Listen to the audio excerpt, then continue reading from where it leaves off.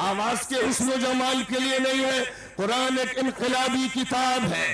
قرآن نے پوری دنیا میں تعلیمی انقلاب، فکری انقلاب، نظریاتی انقلاب، اخلاقی انقلاب برپا کیا ہے۔ قرآن جب پڑھا جائے گا اور امتوں اور قوموں کے سامنے جب رکھا جائے گا تو اپنے فکر کی بنیاد پر رکھا جائے گا۔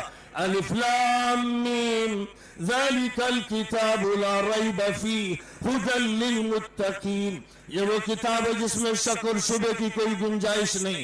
یہ گائیڈ بک ہے، یہ کانسٹیٹیوشن ہے، یہ اللہ کی طرف سے ہدایت نامہ ہے ایسے تمام لوگوں کے لیے جو باشعور ہیں، باضمیر ہیں، جن کے اندر دھڑکتا دل، جن کے پاس سوچنے والا دماغ، وہ ہندو ہو یا مسلمان، وہ سکھ ہو یا عیسائی، وہ گورے ہو یا کالے، وہ امریکن ہو یا یورپین، وہ ایشین ہو یا افریقن، وہ آسٹریلین ہو یا دنیا کے کسی خطے کے، قرآن سب سے مخاطب ہے۔ قرآن سب سے کہتا ہے کہ انسان بنو، قرآن سب سے کہتا ہے کہ ظلم کا مقابلہ کرو، قرآن کہتا ہے کہ مظلوم کی مدد کرو، قرآن کہتا ہے کہ سچائی اور امانت داری کو اختیار کرو، قرآن کہتا ہے کہ اس معاشرے کو، سماج کو تبدیل کرو۔ قرآن رسومات کے خلاف، قرآن کسٹمز اور رائچولز کے خلاف، قرآن اللہ کے خلاف، کسی اور طاقت کو ماننے کے خلاف اپنی آواز لگاتا ہے۔ وہ کہتا ہے ایک ایشور کو مانو، ایک لارڈ کو مانو، ایک گاڈ کو مانو، ایک اللہ کو مانو، پیغمبروں کو مانو، نیک لوگوں کو مانو، ریفارمرز کو مانو، اور آخری پیغمبر اور آخری کتاب کو مانو۔ جب وہ کہتا ہے یا ایھا الناس اعبدوا ربکم الذی خلقکم والذین من قبلکم لعلکم تتقون۔ او مینکائنڈ، او مانوتا کے لوگوں سن لو، قرآن یہ کہہ رہا ہے، یہ نہیں کہہ رہا ہے کہ اے کانپور والوں، اے عرب والوں، اے مسلمانوں، گوشت کھانے والوں اور ترکاری نہ کھانے والوں، وہ یہ نہیں کہہ رہا ہے۔ وہ کہہ رہا ہے اے انسانوں، تم سب کے سب اپنے اس رب اور مالک کی بندگی کرو جس نے تمہیں پیدا کیا، اور تم سے پہلے جو لوگ تھے ان کو بھی پیدا کیا، تاکہ تم اللہ کے عذاب سے بچ سکو۔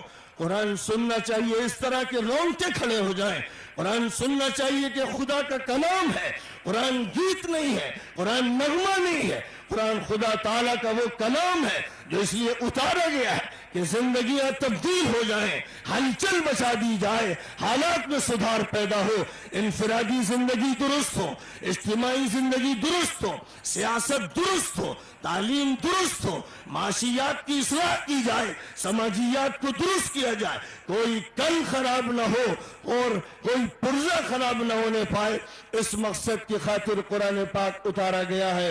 کاش کے لوگ قرآن کی زبان سمجھتے اور ترجمے کی ضرورت نہ پڑتی، تو قاری قرآن پڑھتا اور آپ تڑپتے، مرغ بسمل کی طرح تڑپتے، اور آپ کا رشتہ اللہ سے قائم ہوتا، اور دنیا کے اصلاح کا پروجیکٹ اور پروگرام آپ کے سامنے آتا، اور آپ کے دل میں جذبات انگڑائی لیتے، اور مظاہرے قرات کے بعد آپ اپنے گھر کی اصلاح سے کام شروع کرتے اور اپنے پڑوس و سماج کی اصلاح کرتے۔ کاش کے لوگ قرآن سمجھیں، کاش کے سمجھ کر پڑھیں، اور کاش کے اس کو پوری انسانیت میں پھیلائیں۔ میں نے آپ کے سامنے یہ باتیں ذکر کی ہیں۔ حضرت مولانا سید محمد رابع حسنی ندوی دامت برکاتہم طبیعت کی خرابی کی وجہ سے تشریف نہیں لا سکے، میں تو حاضر ہو ہی رہا تھا۔